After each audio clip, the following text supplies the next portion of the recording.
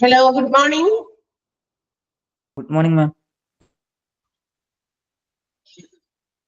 Good morning, ma'am. Good morning, ma'am.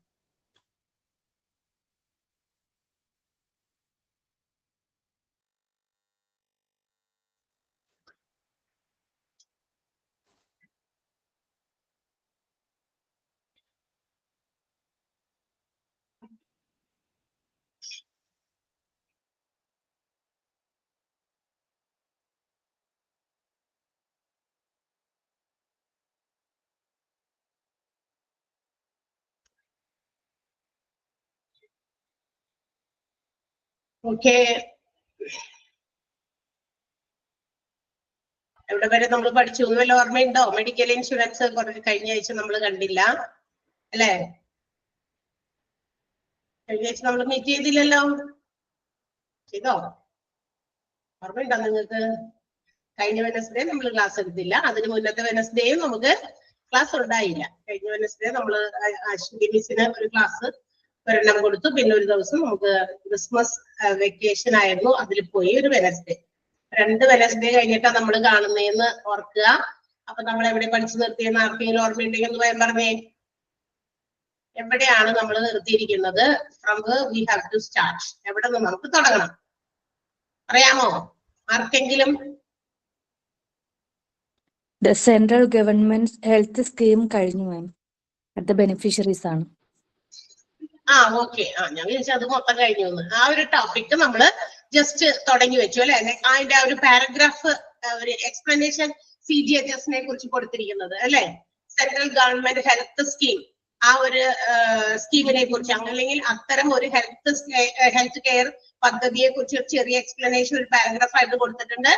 അവിടെയാണ് നമ്മൾ പറഞ്ഞു നിർത്തിയത്. ആ ഒരു പാരഗ്രാഫ് എക്സ്പ്ലനേഷൻ ആണ് നമ്മൾ കഴിഞ്ഞത്. ഇനി അതിന്റെ ബെനിഫിഷ്യറീസ് ആരൊക്കെയാണ്, ഇനി എന്തൊക്കെയാണ് അതിന്റെ ബെനിഫിറ്റുകൾ, എന്തൊക്കെയാണ് അതിനകത്ത് മറ്റ് കാര്യങ്ങൾ ഉള്ളത് എന്നൊക്കെ നമുക്ക് പഠിക്കണം. അപ്പൊ എന്താണ് സെൻട്രൽ ഗവൺമെന്റ് ഹെൽത്ത് സ്കീം എന്ന് പറയുന്നത്? ഹു ഇൻട്രൊഡ്യൂസ്, ആരാണ് അത് ഇൻട്രൊഡ്യൂസ് ചെയ്തത്, അത് ഏത് ഇയറിലാണ് എസ്റ്റാബ്ലിഷ് ആയത് എന്നൊക്കെ നമ്മൾ അവിടെ പറഞ്ഞു അല്ലെ? ആരാണ് ഇൻട്രൊഡ്യൂസ് ചെയ്തത്? ഗവൺമെന്റ് ഓഫ് ഇന്ത്യ ആണ്. അത് മാത്രമല്ല, ഇതിന് കറന്റ്ലി ആണ്, അതായത് അത്രയും അധികം വർഷങ്ങളൊന്നും ആയിട്ടില്ല ഇതൊക്കെ കൂടുതൽ പോപ്പുലാരിറ്റി നേടാനായിട്ട്. ഗവൺമെന്റ് ഇൻട്രൊഡ്യൂസ് ചെയ്തത് ഡ്യൂറിംഗ് ദ ഇയർ 1954 എന്ന് നമ്മൾ പറഞ്ഞു. 1954 ഇത് ഇൻട്രൊഡ്യൂസ് ചെയ്തെങ്കിലും കൂടുതൽ ഈ പറയുന്ന ഇൻഷുറൻസ് പദ്ധതികൾ മിക്കതും തന്നെ കൂടുതൽ പോപ്പുലാരിറ്റി നേടിയത് അടുത്ത കാലഘട്ടങ്ങളിലാണ്. Because due to the increased population and also the increased varieties of diseases, ഒരുപാട് വർദ്ധിച്ചു വരുന്ന വൈവിധ്യങ്ങളായിട്ടുള്ള രോഗങ്ങളും അതുപോലെ പോപ്പുലേഷൻ ഇൻക്രിമെന്റും ഒക്കെയാണ് ഇതിന് ഇന്ന് ഈ ഇൻഷുറൻസ് പദ്ധതികൾക്ക് ഇത്രയധികം പ്രാബല്യം നേടാനായിട്ട്, അല്ലെങ്കിൽ പോപ്പുലാരിറ്റി ഫെയിം ആകാനായിട്ടൊക്കെയുള്ള റീസൺസ്. അപ്പൊ അതുപോലെ തന്നെ ഇൻട്രൊഡ്യൂസ് ചെയ്ത ഒരു ഇൻഷുറൻസ് സ്കീമാണ് സെൻട്രൽ ഗവൺമെന്റ് ആണ്. ഹെൽത്ത് സ്കീം എന്ന് പറയുന്നത് ഗവൺമെന്റ് ആണ് ഇത് ഇൻട്രൊഡ്യൂസ് ചെയ്തത് എന്ന് നമ്മൾ പറഞ്ഞു. And usually it is മെന്റ് four central government employees. അതായത് തീർച്ചയായിട്ടും ഇത് കവറേജ് കൊടുക്കുന്നത്, അല്ലെങ്കിൽ ഇത് ഇങ്ങനെ, അതായത് കേന്ദ്ര ഗവൺമെന്റിന്റെ ജീവനക്കാരും അതുപോലെ തന്നെ പെൻഷനേഴ്സും അവരുടെ ഫാമിലി മെമ്പേഴ്സിനും ഒക്കെ വേണ്ടിയിട്ടാണ് ഈ ഒരു പദ്ധതി കൊണ്ടുവന്നത്. മാത്രമല്ല ഇത് എന്താ പറയാ, ഒത്തിരി എക്സ്റ്റെൻസീവ് ആയിട്ടുള്ള ഒരുപാട് കവറേജുകളുടെ പുറമെ, അതായത് ഇൻഷുറൻസ് പദ്ധതിയിൽ അംഗമാകുന്നവർക്കുള്ള ആ ഒരു ഇപ്പൊ ആക്സിഡന്റോ അല്ലെങ്കിൽ രോഗങ്ങളോ ഒക്കെ ഉണ്ടാകുമ്പോൾ അതിന്റെ മെഡിക്കൽ എക്സ്പെൻസുകൾ മാത്രമല്ല അല്ലാതെയും ഒരുപാട് ബെനിഫിറ്റ് ഇത്തരം ഇൻഷുറൻസ് സ്കീം കൊണ്ടുണ്ട്. സെൻട്രൽ ഗവൺമെന്റ് ഹെൽത്ത് സ്കീമിന്റെ ഇതിന് കീഴിൽ അവർക്ക് ഒത്തിരി ബെനിഫിറ്റ് ഈ ഒരു സ്കീം കൊണ്ടുണ്ട് എന്നാണ് നമുക്ക് പറയാൻ പറ്റുക. ഇനി let's see who are the beneficiaries of the scheme. നമുക്ക് പറയാനുള്ളത് ഈ സ്കീമിന്റെ ബെനിഫിഷ്യറീസ് ആരൊക്കെയാണ്, ആർക്കൊക്കെയാണ് ഇതിന്റെ ബെനിഫിറ്റ് കിട്ടുന്നത്. കുറച്ച് ഗ്രൂപ്പ് ഓഫ് ആളുകളുടെ പേരുകൾ എടുത്തു പറഞ്ഞിട്ടുണ്ട്. അത് ആരൊക്കെയാണെന്ന് നമ്മൾ മനസ്സിലാക്കണം. അതൊന്ന് ടിക്ക് ചെയ്ത് വെച്ചേക്കണോട്ടെ. അതിന്റെ ആ ഒരു ചെറിയ ചെറിയ പോയിന്റ് ആയിട്ട്, അത് മൊത്തത്തിൽ ഇങ്ങനെ വലിച്ചു നീട്ടിയ ഒബ്ജക്റ്റീവ് ടൈപ്പ് ക്വസ്റ്റ്യൻസ് ആണെന്നുള്ളത് നിങ്ങൾക്ക് അറിയാലോ. അപ്പൊ അതുകൊണ്ട് തന്നെ ആ രീതിയിൽ അതിനെ പഠിക്കാം. നോക്കുക, ഓൾ സെൻട്രൽ ഗവൺമെന്റ് സെർവൻസ്, എല്ലാ സെൻട്രൽ ഗവൺമെന്റ് സേവകരും, അതായത് കേന്ദ്ര ഗവൺമെന്റിന്റെ എല്ലാ അവിടെ കീഴിൽ ജോലി ചെയ്യുന്ന എല്ലാ ജീവനക്കാരും, സെർവൻസ് ഒക്കെ തന്നെ ഈ ഒരു പദ്ധതിക്ക് ബെനിഫിഷ്യറി ആണ്, അല്ലെങ്കിൽ ഇതിന്റെ ബെനിഫിറ്റ് കിട്ടാവുന്ന ആൾക്കാരാണ്. Pensioners and their family members, pensioners, pension പറ്റുന്നവരും അവരുടെ ഫാമിലി മെമ്പേഴ്സിനെയും ഈ ഉൾപ്പെടുത്തിക്കൊണ്ടുള്ള കവറേജ് ആയിരിക്കും ഈ ഒരു സ്കീമിൽ നിന്ന് കിട്ടുക. അതുകൊണ്ടാണ് പറഞ്ഞേക്കണേ പെൻഷനേഴ്സ് പറയുമ്പോൾ പെൻഷൻ പറ്റിയ ആൾക്ക് മാത്രമല്ല എന്ന്, അതുകൊണ്ടുള്ള നേട്ടം ആ ഒരു ഫാമിലിക്കും ഫാമിലിയിലെ മെമ്പേഴ്സിനും ഉണ്ടാകുന്നുണ്ട്. കാരണം അങ്ങനെയുള്ള കവറേജ് അത് പ്രൊവൈഡ് ചെയ്യുന്ന ഈ ഒരു സ്കീം, അതാണ് പറഞ്ഞിരിക്കുന്നത്. ഇപ്പൊ ആ രോഗിക്ക് ഇപ്പൊ പെൻഷൻ പറ്റിയിരിക്കുന്ന ആൾക്ക് മാത്രമാണ് രോഗം വരുന്നതെന്ന് അല്ല, അതിന്റെ കുടുംബക്കാർക്കും അങ്ങനെ ബെനിഫിറ്റുകൾ പ്രൊവൈഡ് ചെയ്യുന്ന രീതിയിലാണ് ഈ ഒരു പോളിസി അല്ലെങ്കിൽ ഈ ഒരു സ്കീം ഡിസൈൻ ചെയ്തിട്ടുള്ളത്. Pensioners and family members, honourable members of parliament, പാർലമെന്റിലെ മെമ്പേഴ്സ്, ഓണറബിൾ ആയിട്ടുള്ള പാർലമെന്റ് മെമ്പേഴ്സിനും ഈ ഒരു സ്കീമിൽ അംഗമാകാം, അല്ലെങ്കിൽ അതിന്റെ ബെനിഫിറ്റ് കിട്ടും. Honourable judges of supreme court of India, ഈ പേരുകൾ നിങ്ങൾക്ക് പഠിച്ചാൽ മതി.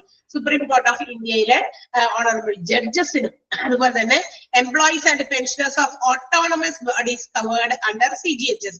ഇപ്പൊ CGHSന്റെ കീഴിൽ വീണ്ടും എന്താ പറയാ എംപ്ലോയീസും പെൻഷനേഴ്സും ഏതിന്റെയാ, സാധാരണ ഗവൺമെന്റ് എംപ്ലോയീസ് അല്ല, ഗവൺമെന്റിന്റെ അധികാരങ്ങൾ തന്നെ എന്താ പറയാ അതുപോലെ തന്നെ പ്രവർത്തിപ്പിക്കാൻ കഴിവുള്ള, സ്വന്തമായിട്ട് മാനേജ് ചെയ്യാൻ കഴിവുള്ള ചില ഓട്ടോണമസ് ബോഡീസ് ഉണ്ട്, ഇൻസ്റ്റിറ്റ്യൂഷൻസ് ഉണ്ട്. അങ്ങനെ അതായത് അവർക്ക് അവരുടേതായ നിയമങ്ങളും മറ്റു കാര്യങ്ങളൊക്കെ വെച്ച് സ്വന്തമായിട്ട് കൺട്രോൾ ചെയ്യാം, ഗവൺമെന്റ് കൺട്രോൾ ചെയ്യേണ്ട അങ്ങനെ ഒരു അധികാരമുണ്ട്. അങ്ങനെയുള്ള ബോഡീസിനെയാണ് നമ്മൾ ഓട്ടോണമസ് ബോഡീസ് എന്ന് വിളിക്കാം. അവരുടെ ജീവനക്കാര്, അതിനകത്തുള്ള ആളുകൾ, പെൻഷനേഴ്സും ഒക്കെ ഇതിന്റെ ഈ ഒരു സ്കീമിന്റെ ഭാഗമാണ്, അല്ലെങ്കിൽ അവർക്ക് അതിന്റെ ബെനിഫിറ്റ് പ്രൊവൈഡ് ചെയ്യുന്നതാണ്. ദെൻ ഫോർമർ ജഡ്ജസ്, അതായത് ഓണറബിൾ സുപ്രീം കോർട്ട് ഓഫ് ഇന്ത്യയുടെ മുൻ കാലഘട്ടങ്ങളിൽ ഉണ്ടായിരുന്ന ജഡ്ജസ്, അവർക്കും ജഡ്ജിമാർക്കും അതുപോലെ തന്നെ ഹൈക്കോർട്ട് ഓഫ് ഇന്ത്യയിലെയും മുൻപ് ഉണ്ടായിരുന്ന ജഡ്ജികൾക്കും ഒക്കെ, ജഡ്ജസിനൊക്കെ എന്തുണ്ട് ഈ പറയുന്ന സ്കീമിൽ ബെനിഫിറ്റ് കിട്ടുന്നതാണ്. പിന്നെ നമ്മുടെ ഫ്രീഡം ഫൈറ്റേഴ്സ്, രാജ്യത്തിന് വേണ്ടിയൊക്കെ ഫ്രീഡം എന്താ പറയാ സ്വാതന്ത്ര്യത്തിനൊക്കെ വേണ്ടിയിട്ട് ഉണ്ടായിരുന്ന ആൾക്കാരൊക്കെ ഉണ്ടാവുമല്ലോ, അങ്ങനെയുള്ള രാജ്യം കാക്കുന്നവർ, അങ്ങനെയുള്ളവർക്കൊക്കെ വേണ്ടിയിട്ടുള്ള ഒരു സ്കീം കൂടിയാണ്. പിന്നെ റെയിൽവേ ബോർഡിന്റെ കാര്യങ്ങളൊക്കെ എഴുതും, അതിന്റെ എന്താ പറയാ പ്രസ് മീറ്റിംഗ്, അങ്ങനെയുള്ള പ്രസ് അസോസിയേഷനിലൊക്കെ മെമ്പേഴ്സ് ആയിട്ടുള്ളവരൊക്കെ ഉണ്ടാവുമല്ലോ. അപ്പൊ അങ്ങനെയുള്ള അവിടെ വർക്ക് ചെയ്യുന്ന എംപ്ലോയീസ്, അങ്ങനെയൊക്കെ പഠിച്ചാൽ employees of railway board, journalist, അത്രയൊക്കെ മതി നമുക്ക്.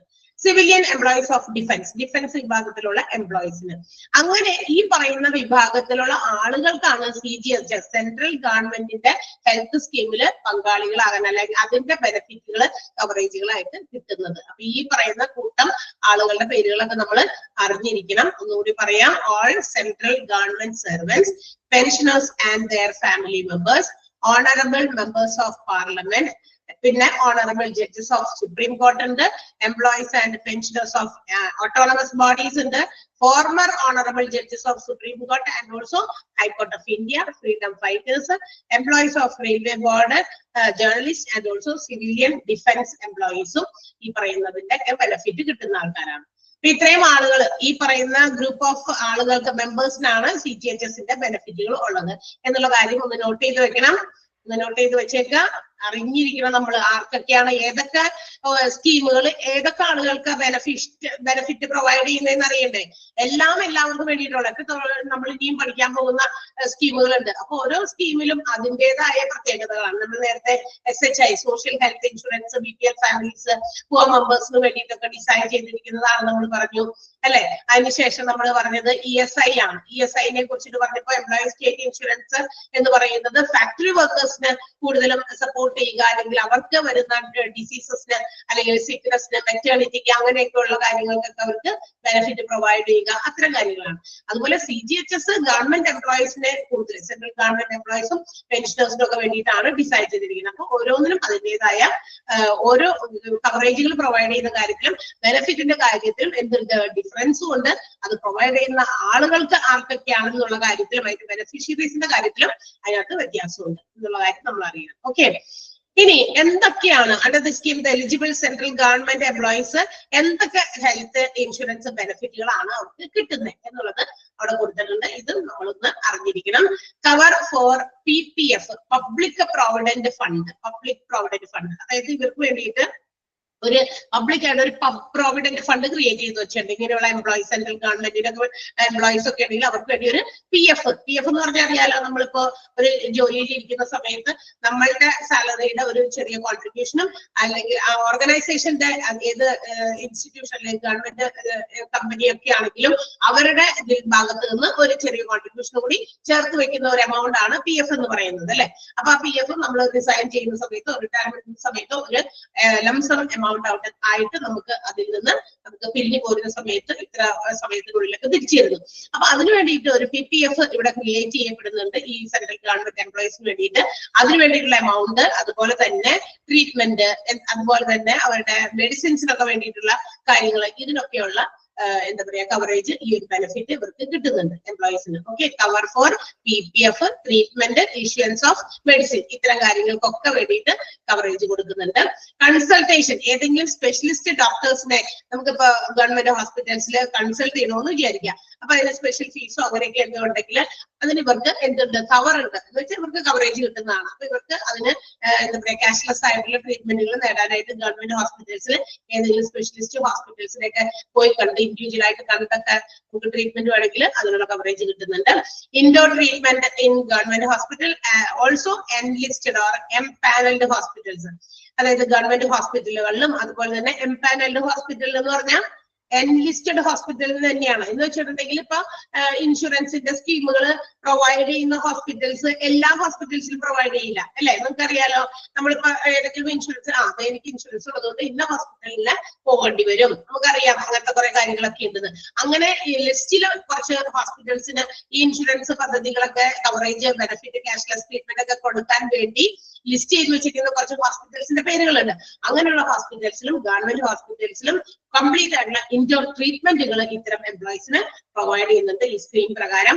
മാത്രമല്ല ഫാമിലി വെൽഫെയർ സർവീസസ്, കുടുംബക്ഷേമത്തിനുള്ള ചില സേവനങ്ങളും നമ്മുടെ ഈ പറയുന്ന CGHS എന്ന് പറയുന്നതിനകത്ത് പ്രൊവൈഡ് ചെയ്യുന്നുണ്ട്. ഫാമിലി വെൽഫെയർ എന്ന് പറയുമ്പോൾ കുടുംബക്ഷേമം, അതായത് നമുക്കറിയാം ഒരു ഫാമിലിക്ക് അറ്റ്ലീസ്റ്റ് അവർക്ക് ഒന്ന് എന്താ പറയാ എക്സിസ്റ്റ് ചെയ്യാനായിട്ട്, അല്ലെങ്കിൽ ഈ പറയുന്ന ബേസിക് ആയിട്ടുള്ള നീഡ്സ് വരെയും സാധ്യമാക്കാൻ പറ്റാത്ത ചില ഫാമിലീസ് ഉണ്ട്. അപ്പൊ അങ്ങനെയുള്ള എന്തെങ്കിലും ആവശ്യങ്ങളൊക്കെ ഫാമിലിയിൽ വരികയാണെങ്കിൽ അവരുടെ വെൽഫെയറിന് വേണ്ടിയിട്ടുള്ള കവറേജുകളും ഈ പറയുന്ന സ്കീമിൽ പ്രൊവൈഡ് ചെയ്യുന്നുണ്ട്. മെറ്റേണിറ്റി എക്സ്പെൻസുകൾ പ്രൊവൈഡ് ചെയ്യുന്നുണ്ട്. പ്രസവം കഴിഞ്ഞതിന് ശേഷം ഉണ്ടാകുന്ന ചെലവുകളൊക്കെ ഉണ്ടെങ്കിൽ അങ്ങനെയുള്ള കാര്യങ്ങൾക്ക് കവറേജ് കൊടുക്കുന്നുണ്ട്. ആൻഡ് ഓൾസോ നമ്മുടെ എല്ലാ ട്രീറ്റ്മെന്റുകൾക്കും, അതായത് കവർ ഫോർ ആയുഷ് എന്നാണ് പറഞ്ഞേക്കുന്നത്. അപ്പൊ ആയുഷ് എന്ന് പറയുന്നത് ഒരു ഒറ്റ വേർഡ് അല്ല, it's combination of many words. അതായത് ഒത്തിരി ട്രീറ്റ്മെന്റുകളുടെ പേരുകൾക്ക് ഒരുമിച്ച് ഒരു കളക്റ്റീവായിട്ട് ആ ഒരു പേര് അവിടെ കൊടുത്തിരിക്കുന്നതാണ് ആയുഷ് എന്ന് പറയുന്നത്. Ayurveda, yoga and naturopathy, Unani, Siddha and homeopathy, ഇതെല്ലാം കൂടി ചെയ്ത്. അപ്പൊ ഇതിലേത് ട്രീറ്റ്മെന്റിന് വേണ്ടി പോയാലും അതിനെല്ലാം കവറേജ് ആർക്ക് കിട്ടുന്നുണ്ട്, ഇത്തരം സെൻട്രൽ ഗവൺമെന്റ് എംപ്ലോയീസിനും പെൻഷനേഴ്സിനും ഒക്കെ പ്രൊവൈഡ് ചെയ്യുന്നുണ്ട്. അപ്പൊ ഇതെല്ലാം അവർക്ക് കിട്ടുന്ന ബെനിഫിറ്റുകളാണ്. Cover for PPF, treatment and also issuance of medicine, പിന്നെ consultation in specialist government hospitals, പിന്നെ indoor treatment both in government hospitals and also empaneled hospitals, cover for family welfare, cover for maternity expense and also cover for Ayush treatment. Ayush അങ്ങനെ split ചെയ്ത് വെച്ചേക്കുന്നതൊക്കെ important ആണ്. അതായത് 6ാമത്തെ പോയിന്റിൽ ആയുഷ് എന്ന് പറയുന്ന ട്രീറ്റ്മെന്റിനെ നമ്മളിങ്ങനെ divide ചെയ്ത് ഇങ്ങനെ സ്പ്ലിറ്റ് ചെയ്ത് വെച്ചിട്ടുണ്ട്. Ayurveda, yoga and naturopathy, Unani, Siddha and homeopathy എന്നൊക്കെ പറഞ്ഞിട്ട് വെച്ചിട്ടില്ല. അത് ഇമ്പോർട്ടന്റ് ആണ്, അതൊന്ന് അണ്ടർലൈൻ ചെയ്യണം. ക്ലിയർ ആയോ?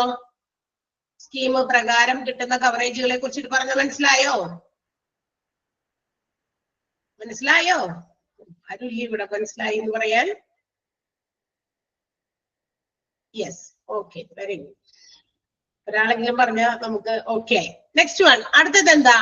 ഈ ഒരു സെൻട്രൽ ഗവൺമെന്റ് ഹെൽത്ത് സ്കീമിന്റെ പാർട്ട് ആകുന്ന സമയത്ത് ഈ പറയുന്ന സ്കീം പ്രകാരം ഒരു കാർഡ് പ്രൊവൈഡ് ചെയ്യുന്നുണ്ട് ഇവർക്ക്. അതായത് ഈ പറയുന്ന ആൾക്കാർ, ഈ ബെനിഫിഷ്യറീസിനെ കുറിച്ച് നമ്മൾ നേരത്തെ പറഞ്ഞല്ലോ, ആരൊക്കെയാണ് ഇതിന്റെ ബെനിഫിറ്റ് കിട്ടുന്ന ആൾക്കാരെന്ന്. ഈ ബെനിഫിറ്റ് കിട്ടുന്ന ആൾക്കാരെ ഹൗ ക്യാൻ ദേ ഐഡന്റിഫൈ? ഈ പറയുന്ന ആൾക്കാരെ നമുക്കൊന്ന് മനസ്സിലാക്കണ്ടേ, ഇവർക്ക് ഇത് കൊടുക്കണോ വേണ്ടയോ, അത് ഏത് വിഭാഗത്തിൽപ്പെട്ട ആൾക്കാരാണ്? എല്ലാത്തിനും ഒരുപോലെയുള്ള കവറേജ് അല്ലാണ്ട് കൊടുക്കുന്നത്. CGHS തന്നെ ഇവരെ ഐഡന്റിഫൈ ചെയ്യാൻ ഗവൺമെന്റ് എംപ്ലോയീസ് ഉണ്ട്, പെൻഷനേഴ്സ് ഉണ്ട്, അവരുടെ ഫാമിലി മെമ്പേഴ്സ് ആയി. അപ്പൊ ഇവരെയൊക്കെ നമുക്ക് മനസ്സിലാക്കണമെങ്കിൽ, ഐഡന്റിഫൈ ചെയ്യാനായിട്ട് സ്കീം പ്രൊവൈഡ്സ് എ കാർഡ്, ഒരു ID പ്ലാസ്റ്റിക് കാർഡ് കൊടുക്കുന്നുണ്ട്, ഒരു നമ്പറൊക്കെ വെച്ചിട്ട്, യൂണിക് നമ്പറൊക്കെ വെച്ചിട്ട്, എന്ന് വെച്ചാൽ അവർ ഐഡന്റിഫൈ ചെയ്യാനുള്ള നമ്പർ. ഇത് യൂണിക് ആയിരിക്കും, എന്ന് വെച്ചാൽ എല്ലാവർക്കും ഒരുപോലത്തെ നമ്പർ അല്ലാന്ന്, എല്ലാവർക്കും വ്യത്യസ്തമായ ഒരു നമ്പർ പ്രൊവൈഡ് ചെയ്തു. ഒരു ID പ്ലാസ്റ്റിക് കാർഡ്. നമുക്ക് സാധാരണ ഇഷ്ടംപോലെ കാർഡ് ഉണ്ട്, ATM കാർഡ് ഉണ്ട്, പാൻ കാർഡ് ഉണ്ട്, പിന്നെ എന്താ പറയാ ലൈസൻസിന്റെ കാർഡ് ഉണ്ട്. ഇതെല്ലാം ഇപ്പോൾ ഒരു പ്ലാസ്റ്റിക് കാർഡായിട്ട് നമ്മൾ ഇങ്ങനെ ഡിജിറ്റലൈസ്ഡ് ആയിട്ട് നമ്മുടെ കയ്യില് കുഞ്ഞ് കാർഡായിട്ട് സൂക്ഷിച്ചു വെച്ചേക്കല്ല. അതുപോലത്തെ ഒരു കാർഡ് CGHS-നകത്തും കൊടുത്തിട്ടുണ്ടായിരിക്കും. ഗവൺമെന്റ് ഓഫ് ഇന്ത്യ ആണത് പ്രൊവൈഡ് ചെയ്യുന്നത്. Unique number, unique identity number ആയിരിക്കും അതിനകത്ത് ഉണ്ടാകുക. ആൻഡ് ഈ പറയുന്ന ഈ CGHS-ന്റെ ഹെൽത്ത് സ്കീമിനകത്ത് എന്തെങ്കിലും ബെനിഫിറ്റുകൾക്ക് നമ്മൾ അവരെ അപ്രോച്ച് ചെയ്യുന്ന സമയത്ത്, whenever we approaches for the benefits, ഈ പറയുന്ന ബെനിഫിറ്റുകൾക്ക് വേണ്ടി നമ്മൾ എപ്പോഴെങ്കിലൊക്കെ അവരെ സമീപിക്കുന്ന സമയത്ത് we have to produce this card. ഈ കാർഡ് നമ്മൾ അവിടെ സബ്മിറ്റ് ചെയ്യണം, അവിടെ കാണിക്കണം. CGHS കാർഡ് കാണിക്കേണ്ടത് ഇമ്പോർട്ടന്റ് ആണ്. അപ്പൊ ഈ പറയുന്ന ബെനിഫിഷ്യറീസ് എല്ലാം നമ്മൾ നേരത്തെ മുകളിൽ പറഞ്ഞ കുറച്ച് ബെനിഫിഷ്യറീസില് അവർക്ക് എല്ലാം must hold, it's very important or necessary to held such a card. ഈ പറയുന്ന കാർഡ് കൈവശം വെക്കുക എന്നുള്ളത് വളരെ നിർബന്ധമാണ്. CGHS കാർഡ് കേട്ടോ. അപ്പൊ ആ കാർഡ് ഉണ്ടെങ്കിൽ ഇപ്പൊ എല്ലാ മിക്ക ഇൻഷുറൻസുകൾക്ക് അങ്ങനത്തെ കാർഡുകളൊക്കെ ഉണ്ടല്ലേ. അപ്പൊ കാർഡ് നമ്മൾ പ്രൊവൈഡ്, ഇപ്പൊ ഈ ലേറ്റസ്റ്റ് ആയിട്ട് ചില ഇൻഷുറൻസ് പദ്ധതികൾ ഇതുപോലെ തന്നെ അക്ഷയ വഴിയൊക്കെ നമ്മളോട് എടുക്കാനൊക്കെ പറഞ്ഞിട്ടൊക്കെ വന്നിട്ടുണ്ടായിരുന്നു അല്ലെ, ഇത്ര വയസ്സിന് എബവ് ഉള്ളവരൊക്കെ. അപ്പൊ അവിടെ ഒരു കാർഡാണ് പ്രൊവൈഡ് ചെയ്യുന്നത്. അപ്പൊ കാർഡ് ആണ് നമ്മുടെ ഐഡന്റിറ്റി പ്രൂഫ് എന്ന് പറയുന്നത്. ഈ പറയുന്ന ആൾ ഏത് വിഭാഗത്തിൽ പെടും എന്നൊക്കെ അറിയാൻ വേണ്ടിയിട്ടാണ്. ഇനി ഈ കാർഡിന്റെ പ്രത്യേകത എന്താണെന്നറിയോ? ഇതൊരു വൈറ്റ് കളേർഡ് കാർഡാണ്, എങ്കിലും it have different coloured stripes on the top. അതിന്റെ മുകളിലെ കാർഡിന്റെ മുകളിൽ പല കളേഴ്സിലുള്ള സ്ട്രൈപ്സ് ഉണ്ടായിരിക്കും, ഇങ്ങനെ വരയുണ്ടായിരിക്കും. ഈ വര അതായത് വരയുടെ കളേഴ്സ് ആണ് നമ്മള് ഏത് വിഭാഗത്തിൽപ്പെട്ട ബെനിഫിഷ്യറി ആണെന്ന് നമുക്ക് മനസ്സിലാക്കാൻ സാധിക്കുക. സോ there are പറയുന്ന രീതിയിൽ 4 കളേഴ്സ് ആണ് ആ ഒരു കാർഡിന്റെ മുകളിലുള്ള സ്ട്രൈപ്പിന്റെ കളറായിട്ട് പറഞ്ഞിരിക്കുന്നത്. Yellow, blue, red and green. Yellow ഉണ്ട്, ബ്ലൂ ഉണ്ട്, റെഡ് ഉണ്ട്, ഗ്രീൻ ഉണ്ട്. ഈ യെല്ലോയും റെഡും ബ്ലൂവും ഗ്രീനും ഒക്കെ എല്ലാം ആർക്കെങ്കിലൊക്കെ വേണമെങ്കിൽ ഇത് നിങ്ങൾ എടുത്തോ അങ്ങനെ സെലക്ട് ചെയ്തെടുക്കുന്നതല്ല കേട്ടോ.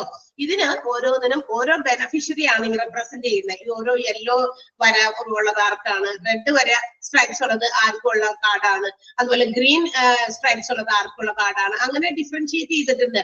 So let's see which are the colours which represents the beneficiary. ബെനിഫിഷ്യറിയെ റെപ്രസെന്റ് ചെയ്ത കളേഴ്സ് നമുക്ക് നോക്കാം. യെല്ലോ കളർ ജേർണലിസ്റ്റ് ആണ്, നമ്മൾ നേരത്തെ പറഞ്ഞ ജേർണലിസ്റ്റ് ഓട്ടോണമസ് കമ്പനിയിലേക്ക്, അത് സ്വന്തമായിട്ട് ഗവേൺ ചെയ്യാൻ പറ്റുന്ന ഒരു കമ്പനിയാണ്. അങ്ങനെയുള്ളവരെയാണ് നമ്മള് ഓട്ടോണമസ് കോളേജ് എന്നൊക്കെ നിങ്ങൾ കേട്ടിട്ടുണ്ടാവുമല്ലോ അല്ലെ. ഓട്ടോണമസ് കോളേജ് എന്ന് കേട്ടല്ലേ, ഗവൺമെന്റ് കോളേജിന്റെ അതേം തന്നെ പോലെ തന്നെ പ്രവർത്തിക്കുന്ന അല്ലെ, എന്താ പറയാ അഫിലിയേറ്റഡ് ആയിട്ടുള്ള, അതായത് അഫിലിയേഷൻ കിട്ടിയ സ്വന്തമായിട്ട് അവർക്ക് അവരുടെ റൂൾസ് ആൻഡ് റെഗുലേഷൻസ് ക്രിയേറ്റ് ചെയ്ത് അവർക്ക് ഗവേൺ ചെയ്യാൻ സാധിക്കും.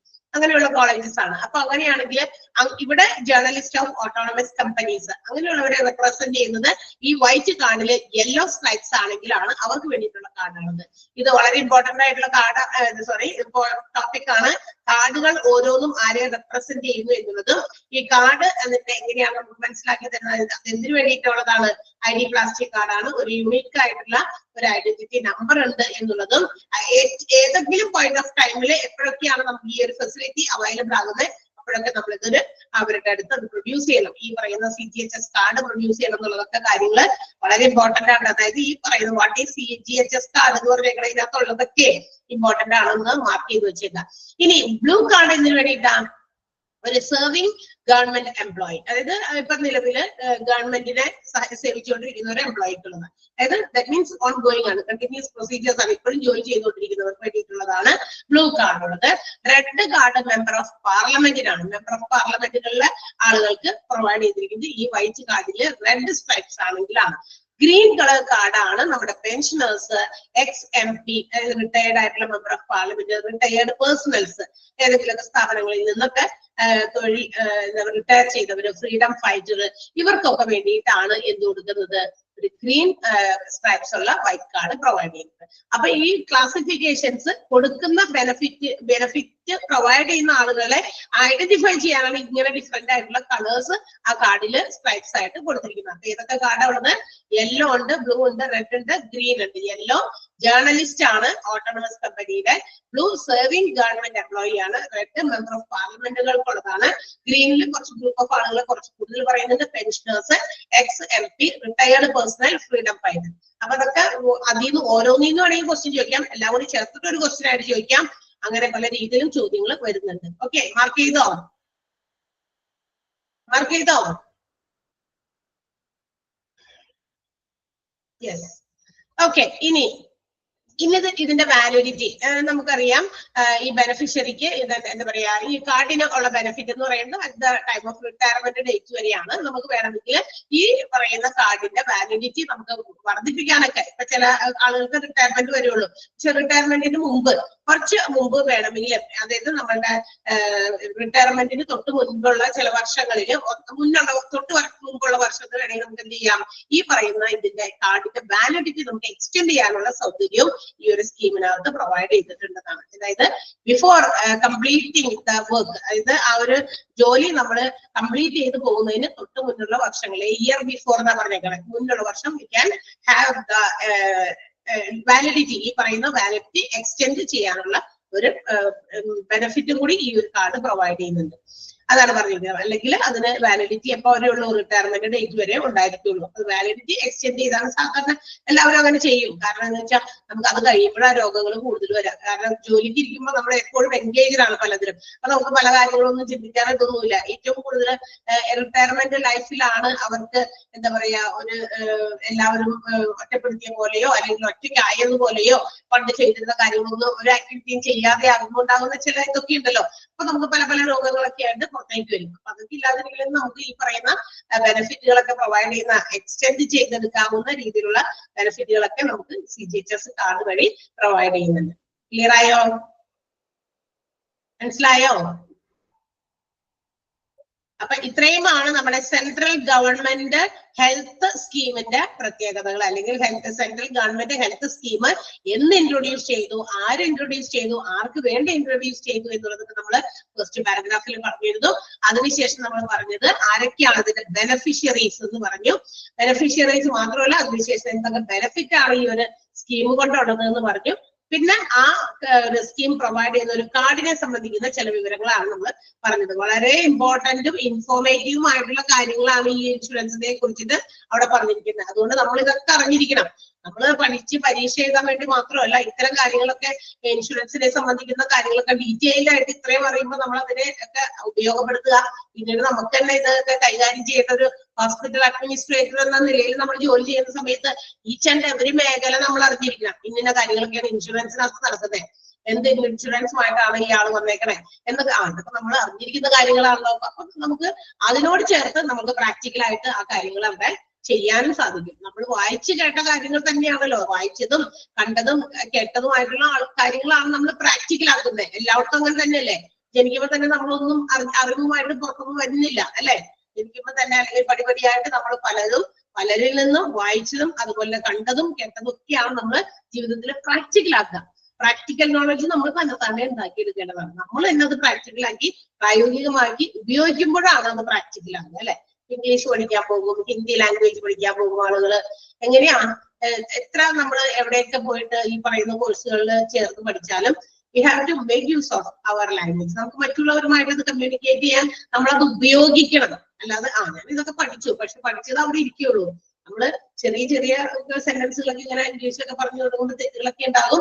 പക്ഷെ അത് പോകെ എന്ത് ചെയ്യും, കുറച്ച് കറക്റ്റ് ചെയ്ത് വരുമല്ലോ. അതുപോലെയൊക്കെ തന്നെ ഇത്തരം കാര്യങ്ങൾ നമുക്ക് പ്രാക്ടിക്കൽ ആക്കേണ്ടത് ഹോസ്പിറ്റൽ അഡ്മിനിസ്ട്രേറ്റർ ആയി തീരുമ്പോൾ നിങ്ങൾക്ക് ആവശ്യം വരും. അപ്പൊ ഇതൊക്കെ അറിഞ്ഞിരിക്കണം. ഓക്കെ, അപ്പൊ അതൊന്ന് വേഗം വായിച്ചു നോക്കിയേ. CGHS അവിടെ തുടങ്ങി, പെട്ടെന്നൊന്ന് വായിച്ചേ, 2 മിനിറ്റ്, മറ്റേ അടുത്തേക്ക് പോകുന്നുള്ളൂ. എല്ലാ ഇൻഷുറൻസും ഒരുപോലെ എല്ലാം കൂടി മനസ്സിലാക്കാം കേട്ടോ.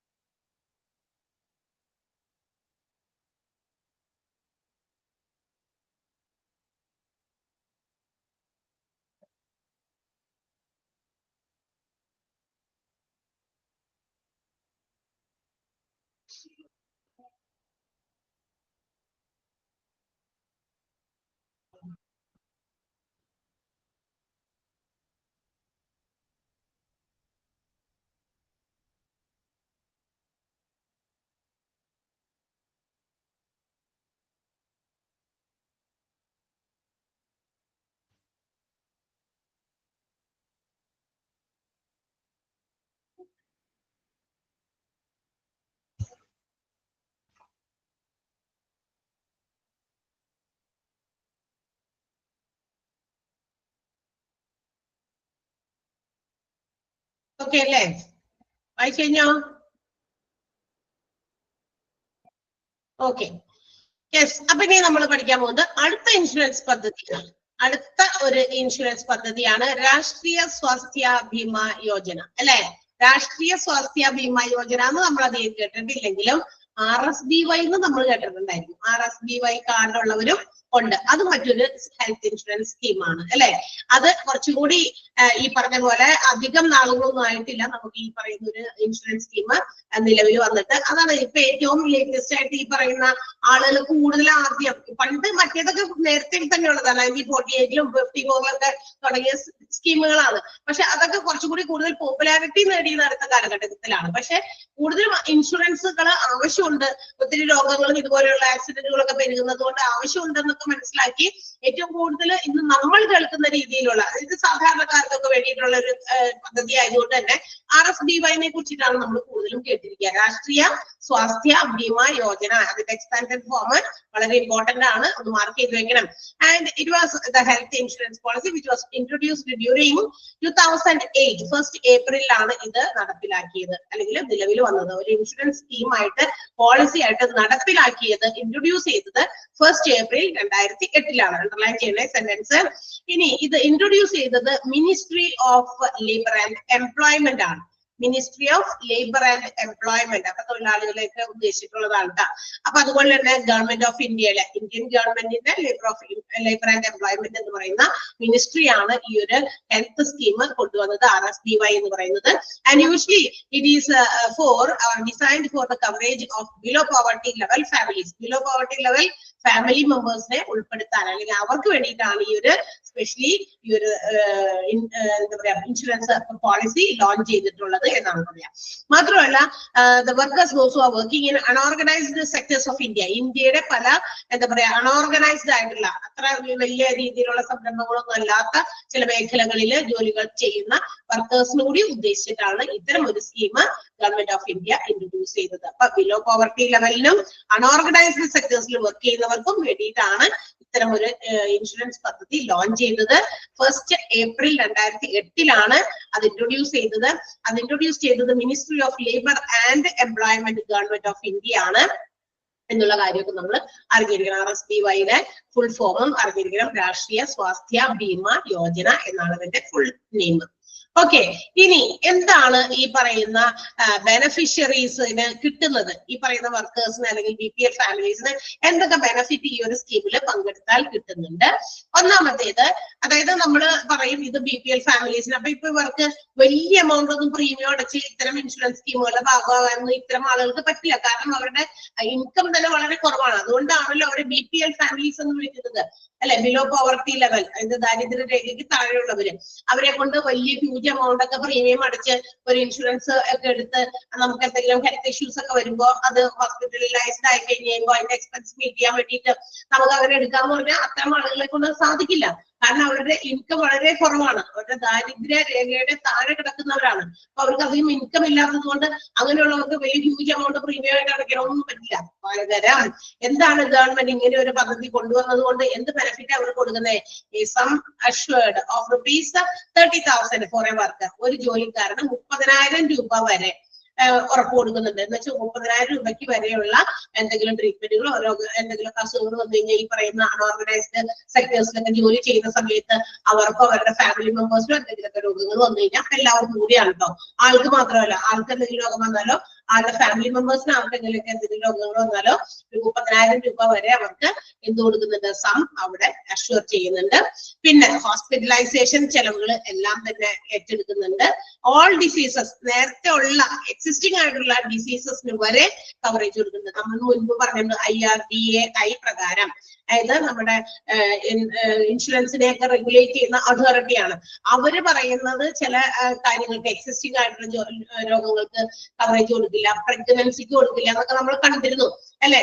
നേരത്തെ നിലവിലുള്ള ഒരു പോളിസി എടുക്കുന്ന സമയത്ത് എനിക്ക് ഇന്നൊരു രോഗമുണ്ട്, ആ രോഗത്തിന്റെ ഒരു ഇതുകൊണ്ട് കുറച്ച് നാൾ കഴിഞ്ഞപ്പോൾ 2-3 മാസം കഴിഞ്ഞ് പോളിസി എടുത്ത് നമ്മൾ ഹോസ്പിറ്റലൈസ്ഡ് ആയി അവരുടെ ചെലവ് ചോദിച്ചു കഴിഞ്ഞാൽ ഇൻഷുറൻസ് കമ്പനി ചിലപ്പോൾ അത് തരില്ല. കാരണം എക്സിസ്റ്റിംഗ് രോഗങ്ങളെ അതിൽ നിന്ന് എക്സ്ക്ലൂഡ് ചെയ്തിരിക്കുകയാണ്.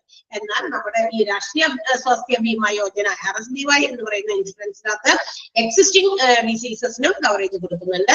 ഷിഫ്റ്റിംഗ് എക്സ്പെൻസസ്, അതായത് ഒരു പേഷ്യന്റിന് ഒരു സ്ഥലത്ത് നിന്ന് ചിലപ്പോൾ ആ ഹോസ്പിറ്റലിൽ നിന്ന് മാറ്റി വേറെ ഹോസ്പിറ്റലിലേക്ക് കൊണ്ടുപോകണം, അപ്പൊ അവിടെ ഇൻഷുറൻസ് അതിന് വേണ്ടിയിട്ട് ആ ഷിഫ്റ്റിങ്ങിന് വേണ്ടിയിട്ട് വരുന്ന ചെലവുകളും ഇൻഷുറൻസിനകത്ത് പെടുന്നുണ്ട്. അപ് ടു ₹1,000 ആണ് പറഞ്ഞിരിക്കുന്നത്, 1000 രൂപ വരെ. പിന്നെ ക്യാഷ്ലെസ് ആയിട്ടുള്ള ഇൻഷുറൻസ് ആണ് നിങ്ങൾക്ക് പ്രൊവൈഡ് ചെയ്യുന്നത്. എന്ന് വെച്ചാൽ അധികം എല്ലാ മാസവും ഇങ്ങനെ എത്ര രൂപ വെച്ചാൽ പൈസ ഒന്നും കൊടുക്കേണ്ട ആവശ്യമില്ല. അല്ലാതെ തന്നെ പ്രീമിയം ഓഫ് ₹30 per annum, ഒരു 30 രൂപ മാത്രം വർഷത്തിൽ അടച്ചിട്ടാണ് എന്ത് ചെയ്യുന്നത്?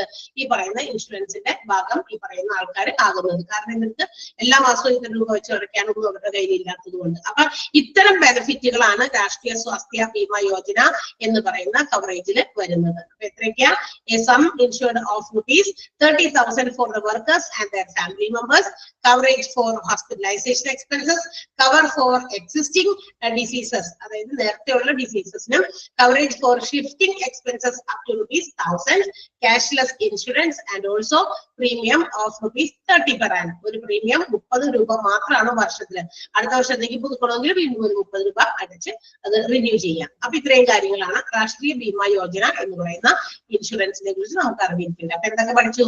രാഷ്ട്രീയ ബീമാ യോജന ഡെവലപ്പ് ചെയ്തിരിക്കുന്നത് എന്നാണ്, ഏത് ഇയറിലാണ് എന്നുള്ളതൊക്കെ എടുത്തു പറഞ്ഞിട്ടുണ്ട്. ആരാണെന്ന് പറഞ്ഞിട്ടുണ്ട്? Ministry of labour and employment ആണ് ഗവൺമെന്റ് ഓഫ് ഇന്ത്യയുടെ. ബിലോ പോവർട്ടി ലെവൽ ഫാമിലി മെമ്പേഴ്സിനെയും അതുപോലെ workers those are working in unorganised sectors of India, ഇന്ത്യയുടെ എന്താ പറയാ അൺഓർഗനൈസ്ഡ് ആയിട്ടുള്ള മേഖലകളിൽ വർക്ക് ചെയ്യുന്നവർക്ക് കൂടി വേണ്ടിയിട്ടാണ് എന്നുള്ളതൊക്കെ ആണ് നമുക്ക് അറിഞ്ഞിരിക്കേണ്ട പ്രധാനപ്പെട്ട കാര്യങ്ങൾ. ഓക്കെ, അപ്പൊ ഇത് മനസ്സിലായോ? RSBY any doubt? അതൊക്കെ ഒന്ന് അണ്ടർലൈൻ ചെയ്യാമോ? രാഷ്ട്രീയ സ്വാസ്ഥ്യ ബീമാ യോജന എന്നുള്ളത് 1 April 2000 എന്നുള്ളത്, 2008 എന്നുള്ളത്, ministry of labour and employment എന്നുള്ളത്, below poverty level families, below poverty line families, അതുപോലെ തന്നെ അൺഓർഗനൈസ്ഡ് സെക്ടേഴ്സ് ഓഫ് ഇന്ത്യ, അതൊക്കെ ഒന്ന് അണ്ടർലൈൻ ചെയ്യാം. മെയിൻ വേർഡുകളൊന്നും അണ്ടർലൈൻ ചെയ്യാം. അപ്പൊ നിങ്ങൾ ആ സെന്റൻസിലേക്ക് നോക്കിക്കോളും. ഓക്കെ, അതൊക്കെ ആൻസർ ആയിട്ട് വരുന്ന രീതിയിലുള്ള ചോദ്യങ്ങളായിരിക്കും ഉണ്ടാകുക. അതുകൊണ്ട് ആൻസറിന്റെ രീതിയാണ് ഞാൻ പറഞ്ഞ അണ്ടർലൈൻ ചെയ്യാം. ഓക്കെ, അതിന്റെയും ബെനിഫിറ്റുകൾ ആ 6 പോയിന്റ് നോട്ട് ചെയ്തു വെക്കാം. അതും ഇമ്പോർട്ടന്റ് ആണെന്ന് നോട്ട് ചെയ്യാം കേട്ടോ.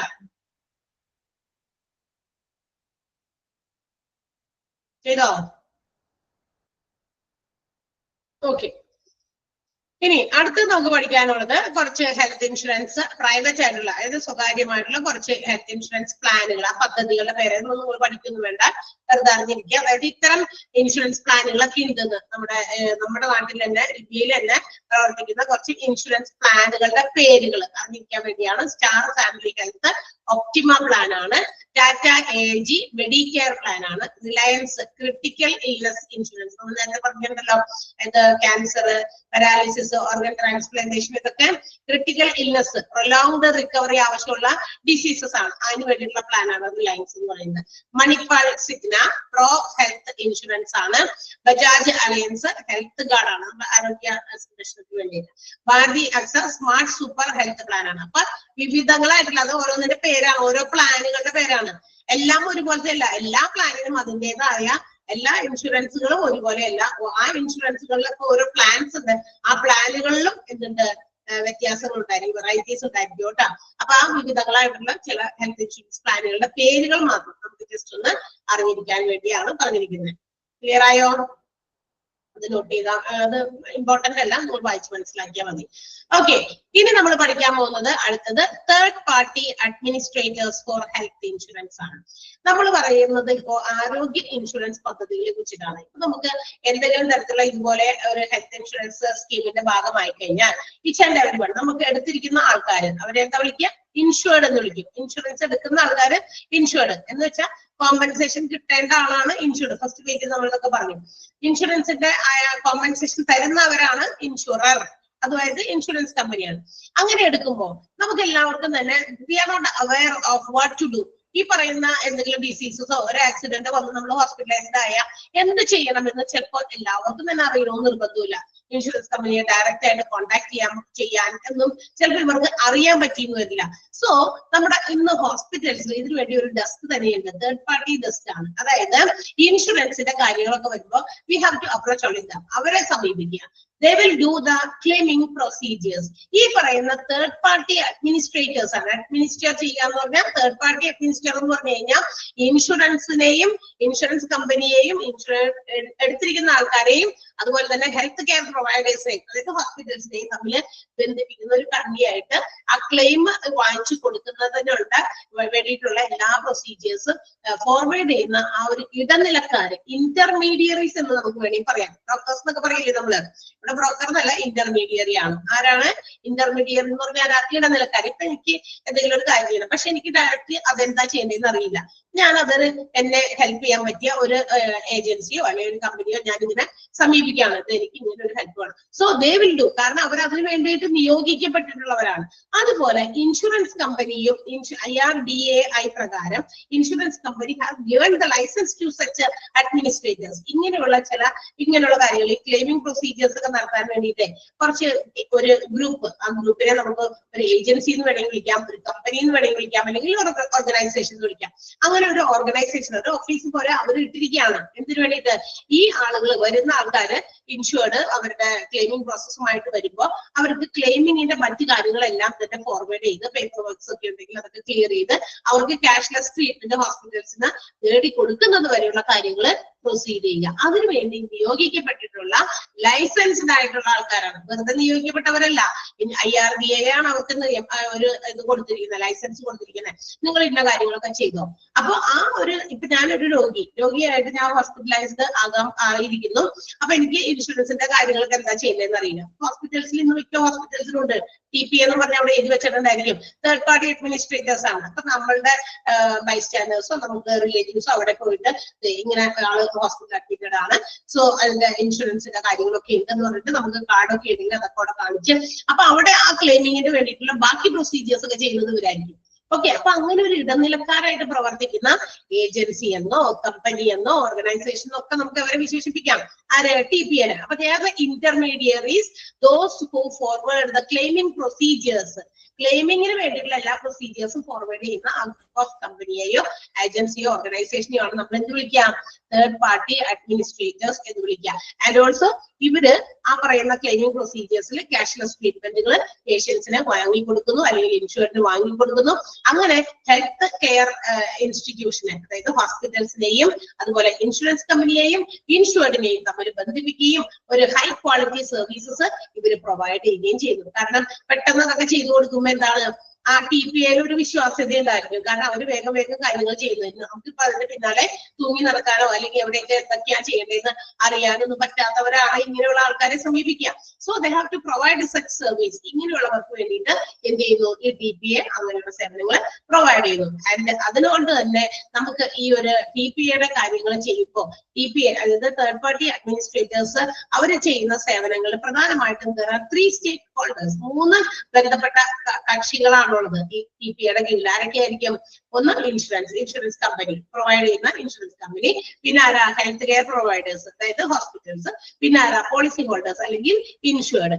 ഇവരുമായിട്ടായിരിക്കും ഈ പറയുന്ന ആൾക്കാർക്ക് ബന്ധം. ആർക്ക്? നമ്മുടെ ഈ ഏജൻസിയായ തേർഡ് പാർട്ടി അഡ്മിനിസ്ട്രേറ്റേഴ്സ്. വേറെ ആരും തമ്മിൽ ഇവർക്ക് ബന്ധമില്ല. അപ്പൊ ഇവരുടെ കാര്യങ്ങൾ ഇപ്പൊ പോളിസി ഹോൾഡർ ചെല്ലുന്നു TPAയുടെ അടുത്ത്, അവരെ നമ്മുടെ ഇൻഷുറൻസ് കമ്പനിയുമായിട്ട് ബന്ധിപ്പിച്ച് ആ ക്ലെയിമിംഗ് പ്രൊസീജിയേഴ്സിന് വേണ്ടിയിട്ടുള്ള കാര്യങ്ങളും പേപ്പർ വർക്ക്സും മറ്റു കാര്യങ്ങളൊക്കെ ഇവര് ഫോർവേഡ് ചെയ്യുന്നു. എന്നിട്ട് ആളെ ഹോസ്പിറ്റലുമായിട്ട് ട്രീറ്റ്മെന്റ് കൊടുക്കണോ വേണ്ടേ എന്നുള്ള കാര്യങ്ങളിലേക്ക് കാര്യങ്ങൾ നീക്കുന്നു എന്നുള്ളതാണ് TPA ചെയ്യുന്ന ജോലി. ഓക്കെ, ക്ലിയർ ആയോ? ആരാണ് TPA എന്ന്? തേർഡ് പാർട്ടി അഡ്മിനിസ്ട്രേറ്റർ ആരാണെന്ന് മനസ്സിലായോ? തേർഡ് പാർട്ടി അഡ്മിനിസ്ട്രേറ്റർ TPA എന്നുള്ളതൊന്ന് അണ്ടർലൈൻ ചെയ്യാം. അതിന്റെ ഒരു ഡെഫിനിഷൻ അവിടെ കൊടുത്തിട്ടുണ്ട്. Is a company agency organisation that holds a licence from insurance regulatory development authority IRDA ആണോ ടു പ്രോസസ് ദ ക്ലെയിം. അവിടെ വരെയെങ്കിലും നിങ്ങളൊന്ന് അണ്ടർലൈൻ ചെയ്ത് വെക്കാം. ടു പ്രോസസ് ക്ലെയിംസ്, ക്ലെയിമുകൾ പ്രോസസ് ചെയ്യുക എന്നുള്ളതാണ് ഇവരുടെ ഡ്യൂട്ടി. ഇതിനു വേണ്ടി IRDA അവർക്ക് എന്ത് കൊടുത്തിട്ടുണ്ട്? ലൈസൻസ് കൊടുത്തിട്ടുണ്ട് എന്നുള്ളതാണ് പ്രത്യേകത. അത് അണ്ടർലൈൻ ചെയ്യാം. ടു പ്രോസസ് ക്ലെയിം വരെയുള്ളത് ഒന്ന് അണ്ടർലൈൻ ചെയ്യാം. പിന്നെ അണ്ടർലൈൻ ചെയ്യേണ്ടത് സ്റ്റേക്ക് ഹോൾഡേഴ്സ് ഇൻ TPA. TPAയുമായിട്ട് ബന്ധപ്പെട്ടവര്. സ്റ്റേക്ക് ഹോൾഡേഴ്സ് മീൻസ് ബന്ധപ്പെട്ടവര് കേട്ടോ. TPAയുമായിട്ട് ബന്ധപ്പെട്ടത്. വെറുതെ stakeholders involve are as follows എന്ന് പറയരുത്. കാരണം ആരുമായിട്ട് ബന്ധപ്പെട്ടതാണെന്ന് അറിയണ്ടേ. അപ്പൊ TPAയുമായിട്ട് ബന്ധപ്പെട്ടതാണ്. അതുകൊണ്ട് നിങ്ങൾ അങ്ങനെ ചേർത്ത് വായിക്കണോട്ടോ. വായിക്കുമ്പോ the stakeholders involve are as follows പറഞ്ഞ് 3 പേര് കൊടുത്തിട്ടില്ലേ? അത് ഇമ്പോർട്ടന്റ് ആണ്. പക്ഷെ ആ സ്റ്റേക്ക് ഹോൾഡേഴ്സ് ആരുടെ സ്റ്റേക്ക് ഹോൾഡേഴ്സ് ആണെന്ന് കൂടി അറിയണം. TPAയുടെ ആണ് കേട്ടോ. ക്വസ്റ്റ്യനിൽ നിങ്ങൾ ചേർത്ത് വായിച്ചാൽ മതി, അത്രേ ഉള്ളൂ. ഓക്കെ അല്ലേ? TPAനെ കുറിച്ച് ഒരു ചെറിയ ഐഡിയ കിട്ടിയോ? ഇല്ലേ? ചെറുതല്ല, വലുതായിട്ടുള്ള ഐഡിയ തന്നെയാണ്. Okay, very good. ഇനി what are they doing? That means ഈ പറയുന്ന TPA വാട്ട് ദേ ഡു, എന്താണ് അവർ ചെയ്യുക? ഹു ആർ ദേ, അവരെന്താണ്, അവരാരാണ് എന്നൊക്കെ നമുക്കൊന്ന് അറിയാം. അപ്പൊ ആരാണെന്ന് നമ്മൾ പറഞ്ഞല്ലോ, ഒരു ഏജൻസി ആകാം, ഒരു കമ്പനി ആകാം, ഒരു ഓർഗനൈസേഷൻ ആകാം. ഈ ക്ലെയിമുകൾ പ്രോസസ് ചെയ്യുക എന്നുള്ളതാണ് ഇവരുടെ ഡ്യൂട്ടി. അതിനുവേണ്ടി ഇവർക്ക് ലൈസൻസും കൊടുത്തിട്ടുണ്ട്. അപ്പൊ അങ്ങനെയാണെങ്കിൽ അവരെന്താ ചെയ്യേണ്ടത്? ഈ പറയുന്ന IRDAയുടെ റെഗുലേഷൻസ് അനുസരിച്ച് അവർക്ക് ഒരു കുറെ നിയമങ്ങളൊക്കെ ഉണ്ടാവും. അതിൽ നിന്നുകൊണ്ട് TPA have to maintain their own house. ഈ IRDA ഇവർക്ക് ലൈസൻസ് കൊടുത്തിരിക്കുകയാണ്. അപ്പൊ ഞാനും കുറച്ച് ആളുകളും ചേർന്ന ഒരു ഏജൻസിയാണ് TPA എന്ന് വിചാരിക്കും. അപ്പൊ ഒരു ഹോസ്പിറ്റലിലോ അല്ലെങ്കിൽ ഇത്തരം അഡ്മിനിസ്ട്രേറ്റേഴ്സ് എവിടെയെങ്കിലും ഒക്കെ പുറത്തൊക്കെ ഉണ്ടായിരിക്കാം. അപ്പൊ അവരുമായിട്ട് ഇൻഷുറൻസിന് വേണ്ടി അതിന്റെ ക്ലെയിമിങ്ങിന് വേണ്ടിയിട്ട് നമ്മളെ സമീപിക്കുന്ന ആൾക്കാർ. അപ്പൊ ഞാനാണ് എന്താ പറയാ ഈ പറയുന്ന TPA. എന്റെ കൂടെ കുറച്ച് ആളുകളുണ്ട് എന്ന് വിചാരിക്കും. അപ്പൊ നമ്മൾ ഇങ്ങനെ ഒരു ഏജൻസി നടത്തുകയാണ്. അങ്ങനെ വരുമ്പോ നമ്മളുടെ കൂടെ, നമ്മൾ ഈ പറയുന്ന TPAയുടെ കൂടെ അവരുടെ ഓൺ ഹൗസിൽ എന്ന് വെച്ചാൽ അവരുടെ കൂട്ടായ്മയിൽ ആരുണ്ടാവണമെന്ന് അറിയാമോ? ഒരു മെഡിക്കൽ ഡോക്ടർ, അതായത് ഇന്ത്യൻ മെഡിക്കൽ കൗൺസിൽ അംഗീകരിച്ച രജിസ്റ്റർ ചെയ്ത ഒരു ഡോക്ടർ അവരുടെ കൂടി ഉണ്ടായിരിക്കാം. വെറുതെ ഡോക്ടറിന് വേണ്ടി പഠിക്കുന്ന ആൾക്കാരോ അങ്ങനെയൊന്നുമല്ല. ഇന്ത്യൻ മെഡിക്കൽ കൗൺസിൽ അംഗീകരിച്ച ഒരു ഡോക്ടർ അവരുടെ ഒപ്പം ഉണ്ടായിരിക്കണം. ഒരു ഹോസ്പിറ്റൽ മാനേജർ, ഇതൊക്കെ അവരുടെ കൂടെ എപ്പോഴും കൂടെ കസേരയിട്ട് അവിടെ ഇരിക്കണമെന്നല്ല. അവര് അറ്റ് എനി ടൈം ഇവരെ കോണ്ടാക്ട് ചെയ്യുന്ന സമയത്ത് എപ്പോ വേണമെങ്കിലും വിളിച്ചാൽ നമുക്ക് ആ ഒരു സേവനം തരാൻ പറ്റുന്ന ആളുകളെ അവരുടെ ആ ഒരു കൗൺസിലിനകത്ത് അവരുടെ ഒരു ഫാമിലിയില് ഉൾപ്പെടുത്തണമെന്നാണ് പറഞ്ഞേക്കുന്നത്. അപ്പൊ ഒരു മെഡിക്കൽ ഡോക്ടർ വേണം, ഹോസ്പിറ്റലിന്റെ മാനേജേഴ്സ് ഉണ്ടായിരിക്കണം അവരുടെ കയ്യില്, പിന്നെ ലീഗൽ എക്സ്പേർട്സ്, എന്തെങ്കിലും നിയമപരമായിട്ടുള്ള കാര്യങ്ങളൊക്കെ നീക്കണമെങ്കിൽ അതിന് ലീഗൽ ആയിട്ടുള്ള കാര്യങ്ങൾ പറഞ്ഞു കൊടുക്കാനുള്ള എക്സ്പേർട്സ് വേണം, ഇൻഷുറൻസ് കൺസൾട്ട് ചെയ്യാനായിട്ട് അതിനെ പറ്റിയുള്ള ഇൻഷുറൻസ് കൺസൾട്ടൻസ് വേണം, പിന്നെ IT പ്രവർത്തകര് എന്ന് വെച്ചാൽ ഇൻഫർമേഷൻ ടെക്നോളജി ഉപയോഗിച്ച് നമുക്ക് ഈ പറയുന്ന ക്ലെയിം ഒക്കെ ചോദിക്കുമ്പോൾ അതിന്റെ ഡോക്യുമെന്റുകൾ തയ്യാറാക്കാൻ, അതിന്റെ ഫോമുകൾ ഫില്ല് ചെയ്യാൻ ഒക്കെ നമുക്ക് IT ഹെൽപ്പ് വേണ്ടി വരും. അതിന് വേണ്ടിയിട്ടുള്ള പ്രൊഫഷണൽസ് വേണം, പിന്നെ മറ്റ് മാനേജ്മെന്റ് കൺസൾട്ടൻസ്. ഇവരുടെ ഓൺ കൗൺസില് ഈ പറയുന്ന ആൾക്കാരെയൊക്കെ സജ്ജീകരിച്ചു വെച്ചോളണം. എല്ലാ അറേഞ്ച്മെന്റ്സും ഇവരെ എപ്പോ കിട്ടാനും നമുക്ക് പറ്റണം. അങ്ങനെ അതായത് ഒരു ആള് ക്ലെയിമിന് വേണ്ടി വരുന്ന സമയത്ത് നോക്കട്ടേട്ടോ, പിന്നെ പറയാട്ടോ, ഒരു മാസം കഴിഞ്ഞിട്ടോ എന്നൊക്കെ പറയാൻ പറ്റുമോ? ഇല്ല. അപ്പൊ പെട്ടെന്ന് കാര്യങ്ങൾ ഫോർവേഡ് ചെയ്യണമെങ്കിൽ ഈ പറയുന്ന ഗ്രൂപ്പ് ഓഫ് ആളുകൾ ഇവരുടെ ആ ഒരു ഓൺ കൗൺസില് TPA എപ്പോഴും സജ്ജമാക്കി അറേഞ്ച് ചെയ്ത് വെച്ചിരിക്കണം എന്നാണ് പറഞ്ഞേക്കുന്നത്. അപ്പൊ TPA should have to maintain these people. ഈ പറയുന്ന ആൾക്കാർ ആരൊക്കെയാണത്? Medical doctor, legal experts, hospital managers, insurance consultants, then IT professionals and management consultants. ഇങ്ങനെയുള്ളവരെയൊക്കെ സജ്ജമാക്കി വെക്കണം.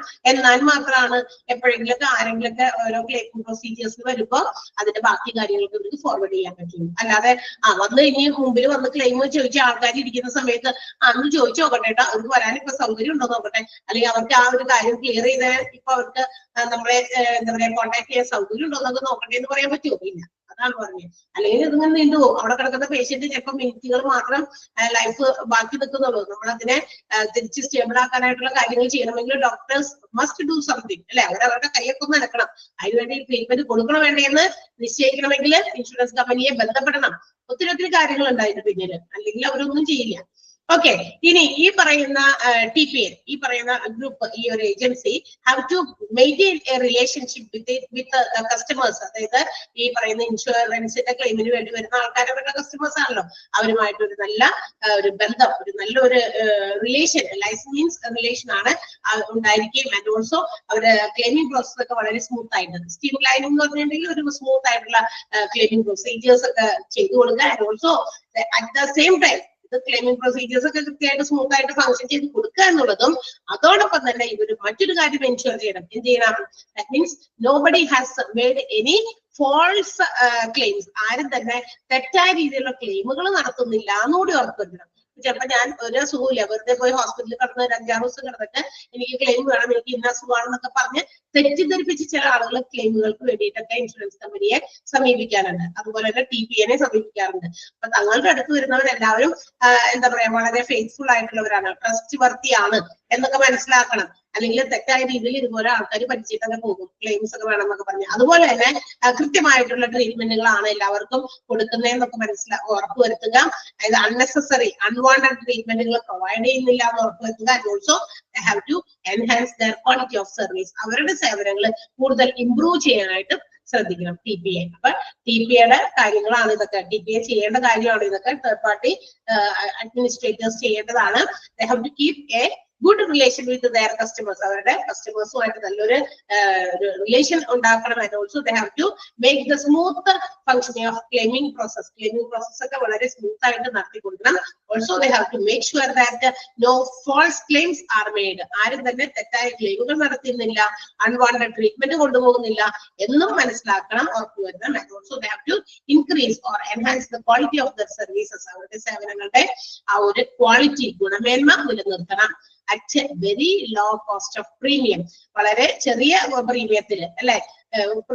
ഇൻഷുറൻസിന് അങ്ങോട്ട് അടയ്ക്കേണ്ടി വരുന്ന പ്രീമിയത്തിന്റെ തുകയൊക്കെ വലുതായ ചിലപ്പോൾ ചില ആൾക്കാർക്ക് ആ ഒരു ഇൻഷുറൻസ് പദ്ധതിയിൽ അംഗമാകാൻ പറ്റില്ല. അപ്പൊ അതൊക്കെ വളരെ കോസ്റ്റ് കുറവെന്നുള്ള രീതിയിൽ. ഓക്കെ. ഇനി ഈ പറയുന്ന സേവനം ആര് പ്രൊവൈഡ് ചെയ്യുന്നത്? TPA ക്ലെയിമിംഗ് പ്രോസസ്സിൽ ഒരു ഇന്റർമീഡിയറി ആയിട്ട് പ്രവർത്തിക്കുന്നുണ്ട്. So they should be given some amount of fees. തീർച്ചയായിട്ടും. അപ്പൊ അങ്ങനെയാണെങ്കിൽ അവർ തരുന്ന സേവനത്തിന് അവർക്ക് എന്തെങ്കിലും ഫീസ് കൊടുക്കണോ?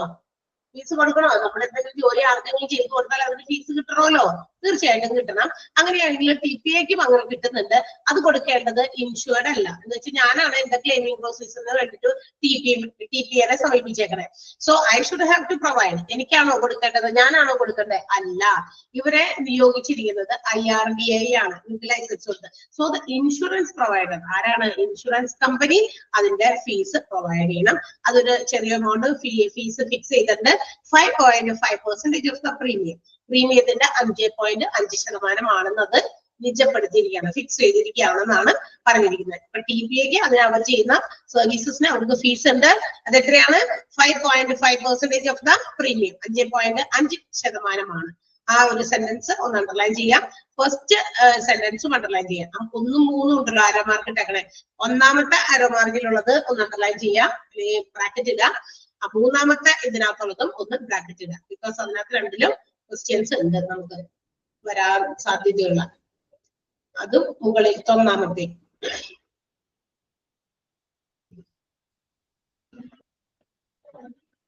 ക്ലിയർ ആയോ?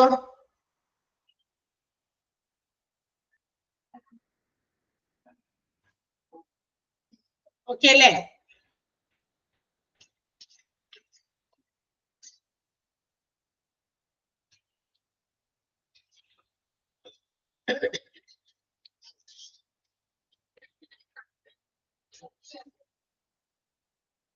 യെസ്. ഓക്കെ, അടുത്ത ഒരു ചെറിയ ഭാഗം കൂടി എടുത്തിട്ട് നമുക്ക് നിർത്താം. അത് കഴിഞ്ഞിട്ട് നമുക്ക് എന്താ സമയം ഉണ്ടോ നോക്കാം. What is the role of TPA in health insurance? ഇനി ഹെൽത്ത് ഇൻഷുറൻസ് പദ്ധതിയിൽ നമ്മുടെ TPAയുടെ റോൾ എന്താണ് എന്ന് വെച്ചാൽ എന്തൊക്കെയാണ് അവർ ചെയ്യുന്നത് സ്റ്റെപ്പ് ബൈ സ്റ്റെപ്പ് ആയിട്ട് അവിടെ കുറച്ച് കാര്യങ്ങൾ പറഞ്ഞിട്ടുണ്ട്. എന്താണ് ഇവർ ചെയ്യുക? ഒന്നാമത്തേത് നമുക്കറിയാം, ഇൻഷുറൻസ് കമ്പനിയെയും പോളിസി ഹോൾഡറിനെയും തമ്മിൽ കണക്ട് ചെയ്യുന്ന ഒരു ആൾക്കാരാണ് TPA എന്ന് പറഞ്ഞല്ലോ. ഇന്റർമീഡിയറി എന്ന് ഞാൻ പറഞ്ഞില്ലേ, ഇൻഷുറൻസ് കമ്പനിയിലേക്ക് നമ്മളുടെ ആവശ്യങ്ങൾ, ഇപ്പൊ എനിക്ക് ക്ലെയിം വേണമെങ്കിൽ ഞാൻ ഇൻഷുറൻസ് കമ്പനിയെ നേരിട്ട് സമീപിക്കുന്നില്ല, കോൺടാക്ട് ചെയ്യുന്നില്ല, TPA സമീപിക്കുന്നു. സോ നമ്മളെ തമ്മിൽ കണക്ട് ചെയ്യിക്കുന്നത് ഈ പറയുന്ന നമ്മുടെ TPA ആണ്. അപ്പൊ directly or indirectly connection between insurance company and policy ഹോൾഡറെ തമ്മിൽ കണക്ട് ചെയ്യുന്നു. And TPA most of the കേസസിൽ ഹോസ്പിറ്റലൈസേഷൻ ക്ലെയിം കേസസ് ഒക്കെയാണ് എന്ത് ചെയ്യുന്നത്, ഫോർവേഡ് ചെയ്യുന്നത്. അപ്പൊ ഹോസ്പിറ്റലൈസ്ഡ് ആയിരുന്ന പേഷ്യൻസ് നമ്മുടെ TPAയുടെ ഡെസ്കിനകത്ത് ചെല്ലുന്നു, നമ്മുടെ ആവശ്യങ്ങൾ പറയുന്നു, നമുക്ക് ഇൻഷുറൻസ് ഉണ്ടെന്ന് പറയുന്നു. അപ്പൊ അതിന്റെ കാര്യങ്ങളൊക്കെ ഇൻഷുറൻസ് കമ്പനിയിലേക്ക് ഫോർവേഡ് ചെയ്ത് നമുക്ക് ക്ലെയിമിംഗ് പ്രൊസീജിയേഴ്സ് ഒക്കെ നടത്തി തരിക എന്നുള്ളതാണ് TPAയുടെ ഒന്നാമത്തെ കാര്യം. അതിന് വേണ്ടിയിട്ട് അങ്ങനെയുള്ള കാര്യങ്ങൾ ചെയ്യണമുണ്ടല്ലോ. അപ്പൊ ഞാൻ നേരത്തെ പറഞ്ഞല്ലോ, വീണ്ടും ഞാൻ ഒന്നുകൂടി ആവുകയാണ്. TPA നമ്മുടെ തേർഡ് പാർട്ടി അഡ്മിനിസ്ട്രേറ്റർ എന്ന് പറയുന്ന ഒരാളാണ് ഞാൻ. നമ്മുടെ ഏജൻസി എന്ന് പറയുന്നത് പ്രവർത്തിക്കുന്നു. നമ്മുടെ അടുത്തേക്ക് ഏതെങ്കിലും ഒരു ക്ലെയിം ചോദിച്ചിട്ട് ഏതെങ്കിലും ഒരു പേഷ്യൻസോ അല്ലെങ്കിൽ പേഷ്യന്റിന്റെ ബന്ധപ്പെട്ടവരോ വരികയാണെങ്കിൽ that particular person will be provided a unique identification card. നമ്മൾ നേരത്തെ CGHS പറഞ്ഞതുപോലെ ഇവിടെ TPA ഒരു കാർഡ് പ്രൊവൈഡ് ചെയ്യും ഇവർക്ക്. കാരണം അവരുടെ അടുത്ത് ഒരാൾ മാത്രമല്ല ഈ ക്ലെയിമിന് വേണ്ടി വരാം. ഞാനിപ്പോ ഒരു ക്ലെയിമിന് വേണ്ടി ചെന്നു, അതിന്റെ തൊട്ടടുത്ത മിനിറ്റിൽ അല്ലെങ്കിൽ 5 മിനിറ്റ് കഴിയുമ്പോൾ വേറൊരാളും ക്ലെയിമിന് വേണ്ടി ചെന്നു അല്ലെ. ഒത്തിരി പേരുണ്ട് ഇൻഷുറൻസ് എടുത്തിരിക്കുന്ന, ഹെൽത്ത് ഇൻഷുറൻസ് എടുത്തിരിക്കുന്നവര്. അപ്പൊ അങ്ങനെയാണെങ്കിൽ അങ്ങനെ ഓരോരുത്തരും അടുത്തടുത്ത മിനിറ്റുകളിൽ കുറെ പേര് ഇങ്ങനെ ക്ലെയിമിന് വേണ്ടി വരും. അപ്പൊ ഇവരെയൊക്കെ എങ്ങനെ മനസ്സിലാക്കുക? അപ്പൊ അവരെ മനസ്സിലാക്കാൻ വേണ്ടിയിട്ടാണ് ഓരോരുത്തർ വരുന്ന ക്ലെയിമിന് വേണ്ടിയിട്ട് വരുന്നവരുടെ പേരൊക്കെ ഒരു ഐഡന്റിഫിക്കേഷൻ കാർഡായിട്ട് ഇവർക്ക് പ്രൊവൈഡ് ചെയ്യുന്നു. നമുക്കത് നമ്മുടെ ക്ലെയിം സെറ്റിൽ ചെയ്ത് വരുന്നത് വരെ നമുക്ക് എന്ത് ചെയ്യാം, ഈ കാർഡ് ഉപയോഗിച്ച് നമ്മുടെ കാര്യങ്ങൾ പ്രോസസ്സിലൊക്കെ ഫോർവേഡ് ചെയ്യാൻ പറ്റും. അപ്പൊ ഓരോ കസ്റ്റമേഴ്സും, തങ്ങളുടെ അടുത്ത് വരുന്ന കസ്റ്റമേഴ്സ്, അതായത് നമ്മുടെ TPAയുടെ കസ്റ്റമേഴ്സ് എന്ന് പറയുമ്പോൾ പേഷ്യൻസ്, അഡ്മിറ്റ് ചെയ്തിരിക്കുന്ന പേഷ്യൻസോ അവരുടെ ബന്ധപ്പെട്ടവരോ ആണെങ്കിൽ അവർക്ക് will be provided an unique identification card, ഒരു കാർഡ് പോളിസി ഹോൾഡർക്ക് പ്രൊവൈഡ് ചെയ്തിട്ടുണ്ടായിരിക്കും. ആ കാർഡ് നമുക്ക് ക്ലെയിമുകളൊക്കെ എളുപ്പം സെറ്റിൽ ചെയ്യാനും ആ സെറ്റിൽ ചെയ്യുന്നത് വരെ ഉപയോഗിക്കാനും ഒക്കെ ഈസി ആയിട്ട് സഹായിക്കും എന്നുള്ളതാണ്. ഇനി എന്താ TPA ചെയ്യേണ്ടത്? ഇങ്ങനെ വരുന്ന പേഷ്യൻസിന്റെ have to maintain a record of these clients. ഇങ്ങനെ വരുന്ന ക്ലയന്റുകളുടെ അല്ലെങ്കിൽ കസ്റ്റമേഴ്സിന്റെ ഒക്കെ ഒരു റെക്കോർഡ് അവർ മെയിൻറ്റെയിൻ ചെയ്യണം. കാരണം പോളിസി ഹോൾഡേഴ്സ് ആരൊക്കെയാണ് വന്നത്, ഏതൊക്കെ അഡ്മിറ്റ് ചെയ്തിരിക്കുന്ന പേഷ്യൻസ് ആണ്. അപ്പൊ ഈ കാർഡ് വെച്ചിട്ട് എത്ര പേര് തങ്ങളെ സമീപിച്ചു, അവരുടെയൊക്കെ റെക്കോർഡായിട്ട് അവിടെ മെയിൻറ്റെയിൻ ചെയ്തു.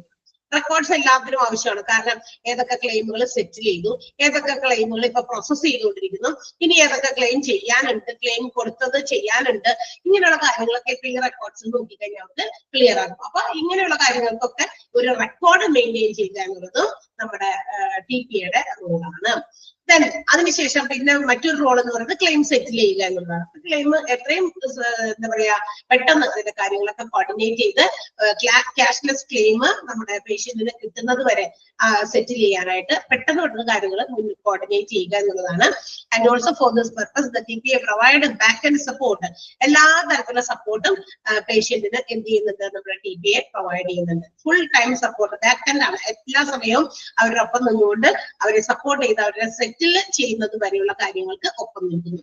മാത്രമല്ല എപ്പോ വേണമെങ്കിലും നമുക്ക് ഇവരെ സമീപിക്കാം TPA, because they works 24 hours ഒരു TPS എന്ന് പറയുന്നത് ഹോസ്പിറ്റൽസിൽ അല്ലെങ്കിൽ പുറത്താണെങ്കിലും അവര് 24 മണിക്കൂറും അവര് കസ്റ്റമേഴ്സിനെ സപ്പോർട്ട് ചെയ്യാനായിട്ട് ഫുൾ ടൈം സപ്പോർട്ടുമായിട്ട് അവർ ഇരിക്കുന്നുണ്ട്. സോ ദാറ്റ് അങ്ങനെയുള്ളത് കൊണ്ട് തന്നെ policy holders can raise their enquiries and also get their feedback. എപ്പോ വേണമെങ്കിലും നമുക്ക് ഇവരെ കോൺടാക്ട് ചെയ്യാം, നമ്മുടെ സംശയങ്ങളൊക്കെ ഉണ്ടെങ്കിൽ അതിനോട് ചോദിക്കാം. കൂടാതെ നമ്മുടെ ഫീഡ്ബാക്കുകളൊക്കെ നമുക്ക് അവരിൽ നിന്ന് പെട്ടെന്ന് കിട്ടുകയും ചെയ്യും. കാരണം 24 മണിക്കൂറും ഇവരുടെ സേവനം അവൈലബിൾ ആണ്. അതുകൊണ്ട് തന്നെ then also they provide some additional services. TPA ഇതുകൂടാതെ ക്ലെയിമുകൾ പ്രോസസ് ചെയ്ത് കൊടുക്കുക, ക്യാഷ്ലെസ് ട്രീറ്റ്മെന്റുകൾ സെറ്റിൽ ചെയ്യുക, ഇതൊക്കെ ചെയ്യുന്നതിന് പുറമെ they also provide some additional support. മറ്റ് ചില ഒരു അഡീഷണൽ ആയിട്ടുള്ള സർവീസസും ഈ പറയുന്ന TPA പ്രൊവൈഡ് ചെയ്യുന്നുണ്ട്, such as ambulance services, medical supplies and etc.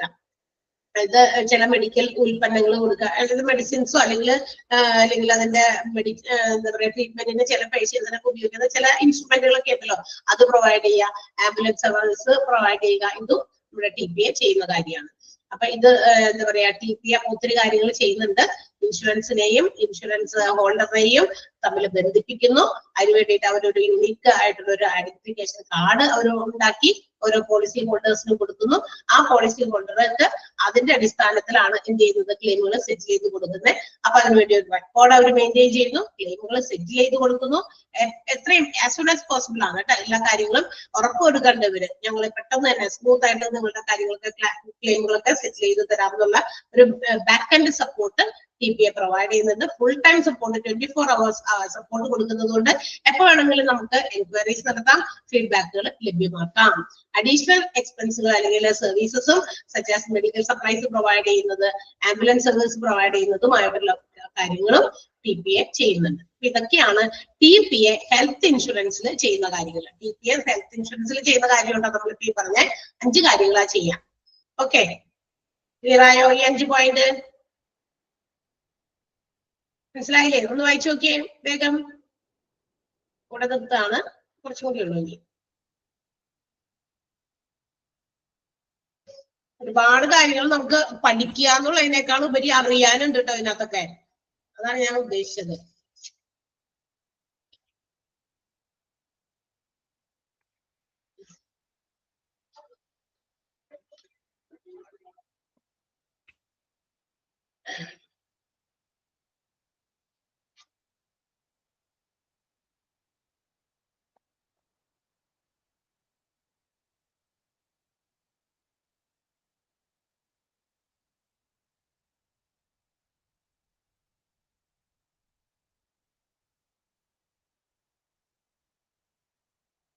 വായിച്ചു നോക്കിയോ?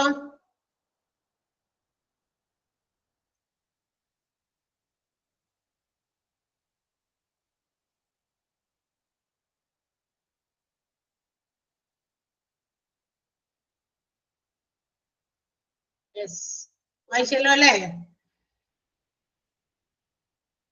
ഓക്കെ, ആണല്ലോ അല്ലെ? വലിയ പാടൊന്നുമില്ല. ഇതൊക്കെ ഇൻഷുറൻസുമായിട്ട് ബന്ധപ്പെട്ടതും നമ്മളൊക്കെ ഇടയ്ക്കിടയ്ക്ക് ഉപയോഗിക്കുന്നത് കൊണ്ടും ഇതൊന്നും വലിയ ബുദ്ധിമുട്ടൊന്നുമില്ല. ഇനി എന്താ എനിക്ക് ചോദിക്കാനുള്ളത്, നമ്മളുടെ പോർഷൻസ് ഒക്കെ തീർന്നോ? എല്ലാ ചാപ്റ്റേഴ്സും ഒക്കെ തീർന്നോ? ഏതാണ് ഇനി പെൻഡിങ് ഉള്ളത് നിങ്ങൾക്ക്? 3rd 4th മൊഡ്യൂളുകളിലെ ചാപ്റ്റേഴ്സ് ഒക്കെ നിങ്ങൾ നോക്കിയിരുന്നോ? മറിച്ച് നോക്കിയോ? എല്ലാം എടുത്തു തീർന്നോ? ഏതെങ്കിലും പെൻഡിങ് ഉണ്ടോ? എന്ത് ചാപ്റ്ററാ പെൻഡിങ് ഉള്ളത്? സാന പറയാമോ? അൺമ്യൂട്ട് ചെയ്തിട്ടുണ്ട്, പറയാമോ? സോ ഇത് നമ്മൾ എടുത്തതൊക്കെ വായിച്ചൊക്കെ നോക്കട്ടെ. ഞാൻ ഇത്ര വരെ എടുക്കുന്നുള്ളൂ. നന്നായിട്ട് വായിച്ചു നോക്കാം. നന്നായി വായിച്ചു നോക്കാൻ പറ്റിയ ഒരുപാട് കാര്യങ്ങളുണ്ട്, അതുകൊണ്ടാണ് ചോദിക്കുന്നത്.